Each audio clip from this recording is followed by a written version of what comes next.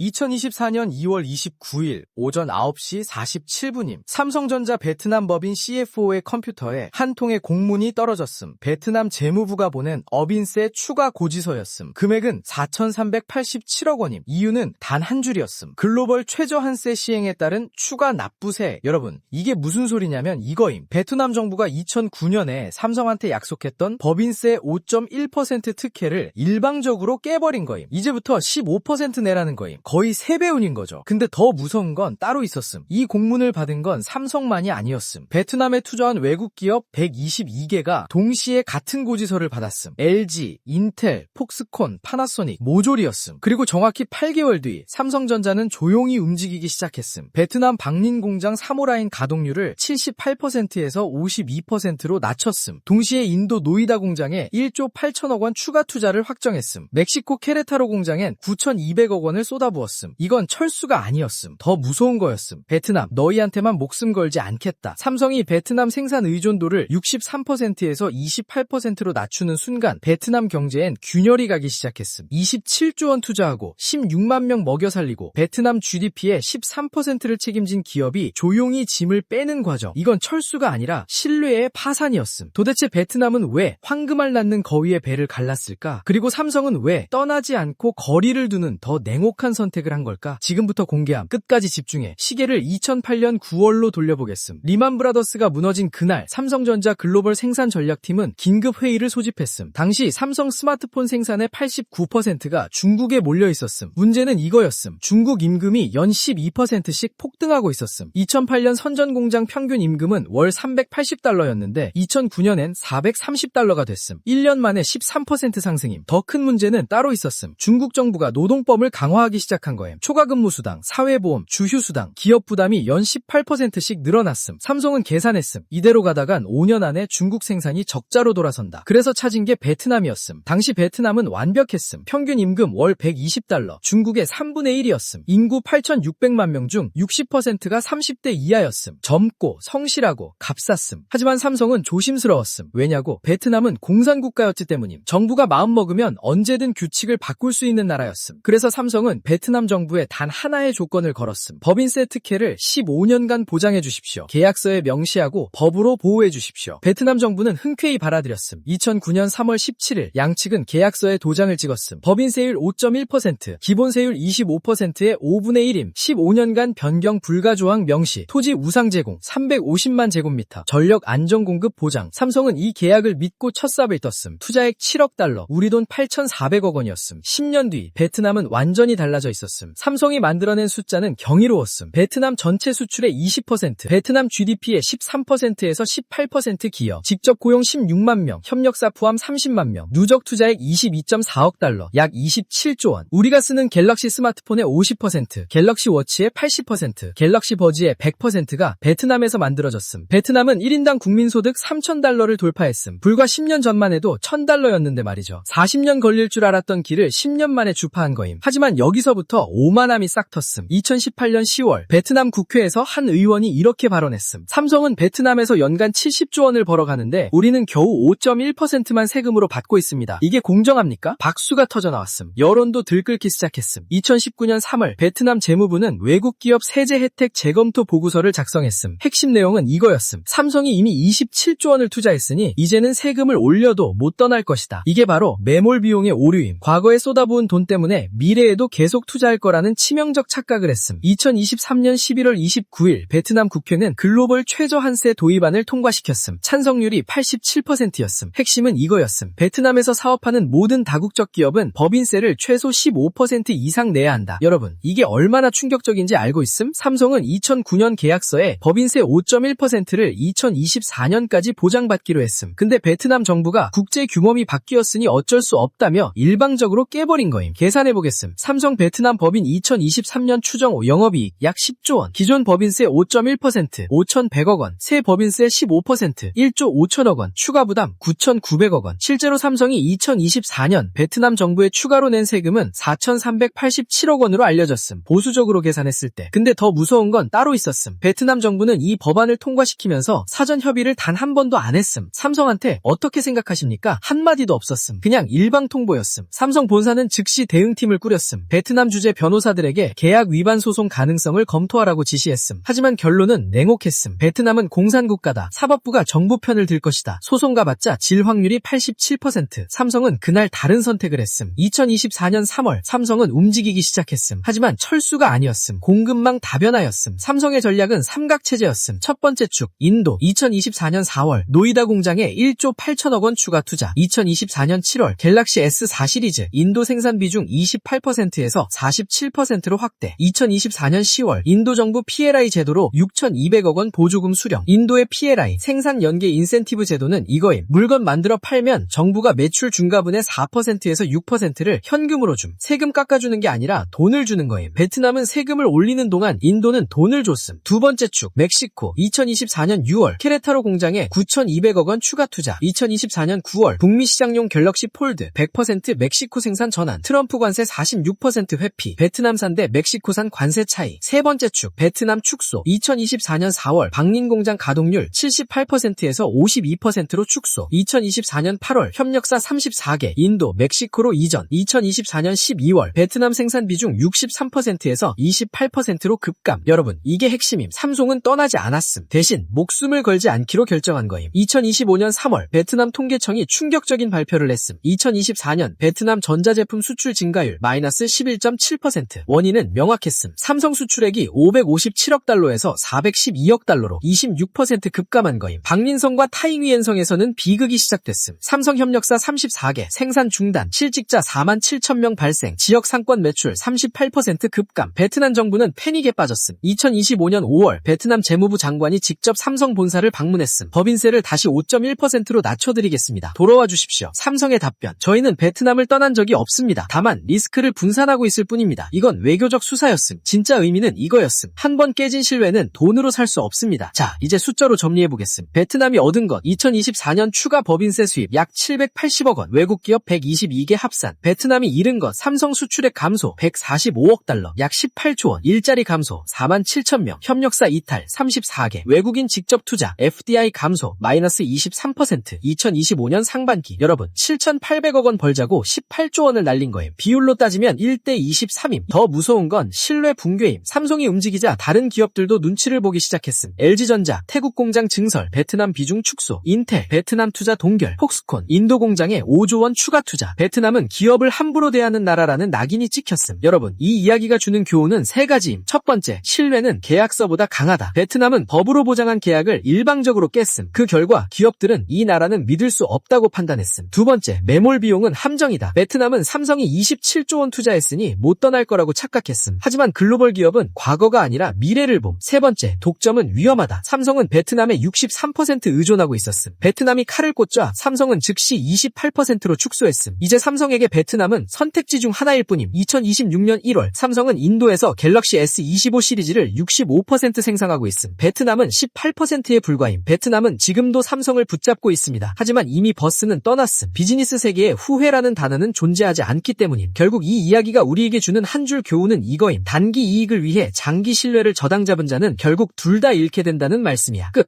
당신의 자산을 묘하게 바꿔줄 확실한 한 수. 오늘도 유익했다면 묘한 경제의 집사가 되어주세요. 구독과 좋아요 잊지 마세요.